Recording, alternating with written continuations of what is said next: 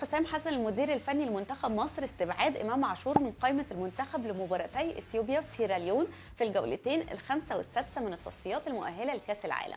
والكل استغرب من استبعاد إمام رغم المستوى المميز اللي بيقدمه مع النادي الأهلي في الموسم الحالي، وهو فعلا من أبرز اللاعبين في دوري نايل، ده إن ما كانش هو أفضل لاعب بين كل اللاعبين في الدوري. لكن كابتن حسام حسن واخد قرار تربوي باستبعاد إمام عاشور، والسبب انه في معسكر سابق في المنتخب اشتكى من اصابه، فقرر الجهاز الفني طبعا استبعاده من باقي المعسكر، ورجع امام على النادي الاهلي.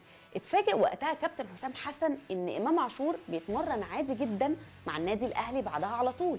مش بس كده، امام كمان كان تم استبعاده قبل كده من معسكر المنتخب بعد قصه ادعاء الاصابه، فطلع وقال تصريحات ساخره انه حاسس انه من نيجيريا ومش لاعب مصري. وطبعا كابتن حسام حسن اعتبرها سخريه غير مقبوله، وقرر استبعاد امام عاشور من المنتخب.